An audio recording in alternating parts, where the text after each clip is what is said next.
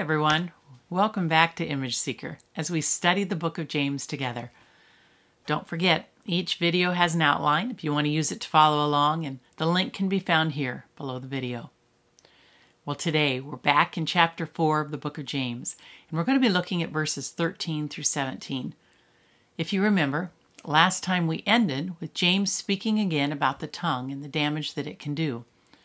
He now shifts and talks about the plans that we make for our future. So let's look at verses 13 through 17 in James chapter 4. Now listen, you who say, today or tomorrow we will go to this or that city, spend a year there, carry on business and make money. Why, you do not even know what will happen tomorrow. What is your life? You are a mist that appears for a little while and then vanishes. Instead, you ought to say, if it is the Lord's will, we will live and do this or that. As it is, you boast in your arrogant schemes. All such boasting is evil.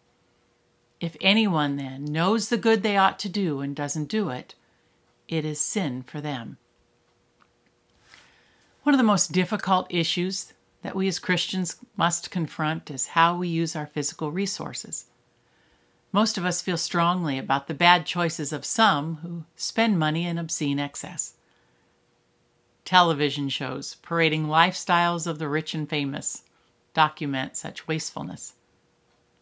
For such celebrities with extreme wealth, it sometimes appears that they're trying to outdo each other and finding ways to spend their vast sums of money needlessly and maybe selfishly.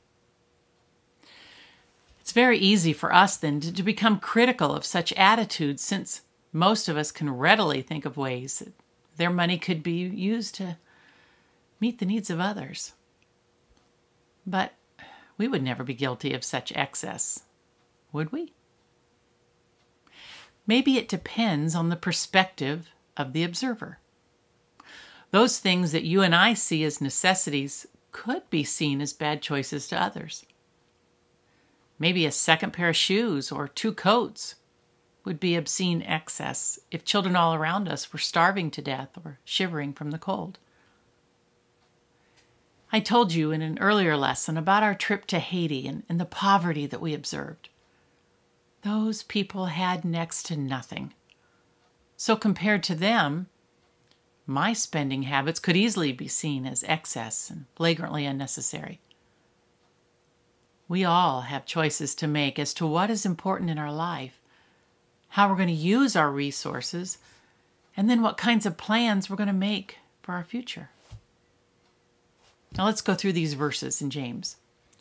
To better understand them, it helps if we know what was going on during this time in history. The Jews were great merchants and traders, and the world presented them with numerous wonderful opportunities to exploit their special talents. They lived during the time when new cities were being founded in Europe and in North Africa. The founders of these cities were anxious for the Jews to become citizens of their newly established metropolitan areas. You see, the reason was that when Jews came, prosperity was inevitable to follow. As a result, many incentives were given to these people of Israel to leave their native land and take up residence in these new areas. So the picture that we see in these verses is one of these Jewish merchants who has received an enticing offer to come to a certain city. Oh, we can picture the businessman rubbing his hands together greedily and saying to himself, man, here's a chance for me to make a financial killing. I'm going to be in on the ground floor of this juicy deal. I'll get in and I'll get back out. 1 year at the most is all that I'm going to need. I'll make a fortune, and then life for me is going to be one great big bowl of cherries. I'm really going to live it up. Well, where this merchant makes this mistake is that he made all of these plans without taking God into consideration at all. He pretty much was just announcing to God what his plans were without consulting him for his will. Now, the verb say in verse 13 is a translation from the Greek word legantes. which means to speak or to say as a result of sound reasoning and careful planning. This man sat down and carefully planned his life on the basis of his own reasoning without taking God into consideration at all. Then he announced what he was going to do. The problem was that this merchant was behaving as what is referred to as a practical atheist.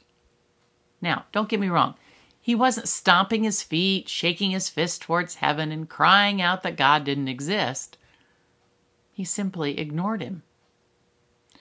Money was his goal, and he was not going to let anything stop him from getting it. And he thought, in the meantime, he could solve his own problems. Well, not only did this man plan his own life, but then he bragged about his ability to do so. So by his actions, he thought, planned, and acted as if God either didn't exist or acted if God didn't care what he did with his resources. But as we know, God does exist and does care what we do with what we have been given. What most of us fail to realize is that planning without God will usually lead to frustration, misery, bitterness, and unfortunately, ultimate defeat. There are many Christians today who, with their hearts, really love Jesus. But when it comes to planning their lives, they're practical atheists, just like these merchants were. Unfortunately, many times today, people sit down and decide what they're going to do, and then they implement their plans, and as an afterthought, they pray, "Now, God, I've made these decisions. I'm hard at work carrying them out, and now I need you to bless me in them." Then, when he doesn't bless them in their endeavor, they become despondent and they blame God for letting them down. It never seems to occur to them that perhaps the reason for their failure is that they're out of God's will. And what they want to do is not according to his plans for them. Oh, I'm so glad we're never like that. Aren't you? Think of it this way. If you were going to build a new home and the architect of your house had a set of plans and the contractor had an entirely different set of plans, can you imagine the conflicts that would arise? Well, it's the same way in our life. God is the architect of our life, and we are the contractor. God already has the set of plans drawn for our life, and we are supposed to be obedient and make sure that his plans are carried out. How much better it is if the contractor follows the plan of the architect. Unfortunately, many homes today are either shattered or on the road to being shattered because the husband and wife are practical atheists. Oh, they know that it was God who established the home as the basic institution in society, but in spite of that, they operate their home as if the Almighty God never existed. Now, listen to me. I don't say that to say that the Christ-centered home is going to be completely free of trouble. But when trouble does come, God always gives to that Christ-centered home both the grace and the spiritual power to overcome and get through any difficulty. I want you to understand that I'm also not saying that we should never make plans. Careful planning of our life and activities is important, providing that the Lord is allowed to get in on the ground floor. The wise and productive Christian is the one who, first of all, seeks the mind of God as to what he should do. Then he or she gets to work implementing God's will in his daily life. That kind of person is assured of God's blessings. James then wants his readers to understand the reality of life. It doesn't last long. He uses the illustration of our life being like a mist that is here for a short while and then is gone. The Living Bible says, "How do you know what is going to happen tomorrow? For the length of your lives is as uncertain as the morning fog. Now you see it, soon it is gone." It's said that many years ago, when an Eastern emperor was crowned at Constantinople, the royal mason would set before His Majesty a certain number of marble slabs. He was to choose one right then and there for his tombstone. The ancients thought that it was wise for him to remember his funeral at the time of his crowning, as a reminder that his life wouldn't last forever. Many people today don't want to think about the fact that someday we will all die, and it may be sooner than we think. Some people think that they'll live forever and that the more they can accumulate, the more possessions they can collect, the better they will appear and the more successful they will appear in the eyes of others. But we need to remember that possessions and popularity are only temporary. Because as the saying goes, we can't take it with us. Nothing we have acquired here will go with us as we take that step into eternity. I think James is saying to the people here, quit spending your time planning for tomorrow when you're not even living for Christ today. There was a famous Greek philosopher who was asked why he thought he was born. His answer was, so that I may meditate on heaven. You see, that's exactly the point. Physical life is temporary. The days here on earth are just a probationary period during which God gives the opportunity to prepare for that which lies ahead in eternity. James ends this chapter by making sure we know that the person who refuses to do anything to prepare for eternity is guilty of sin. That word sin means to miss the mark. This person is guilty of missing the mark of eternal fellowship with God. The great tragedy is that many people are so busy going after the almighty dollar and living it up with what they get that they don't have time to even think about God much less than prepare for eternity. And unfortunately, one of these days, their life will come to an end, and in an instant, all they have acquired will be left behind. Now let's make this personal. It's so easy for me to study these verses and wonder why these people whom God was writing to weren't catching on. And then I look in the mirror. Because if I am honest, I can easily fall into this trap of making plans without consulting God's plan for my life. You see, I'm a planner. I'm a take-charge type personality, and I can easily put the cart before the horse, neglecting to make sure that what I am doing is in His architectural plans for me. You see, it's sometimes hard for me to trust God enough to allow Him to lead.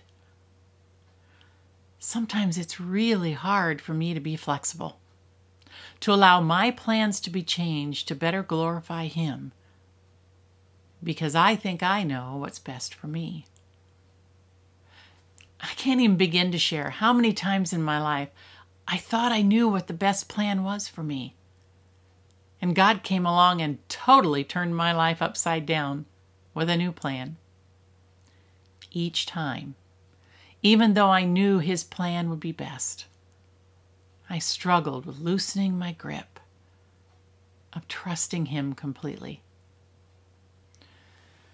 One such time was after I had worked hard to earn my ministerial license, and I was working as the ministry coordinator for our church.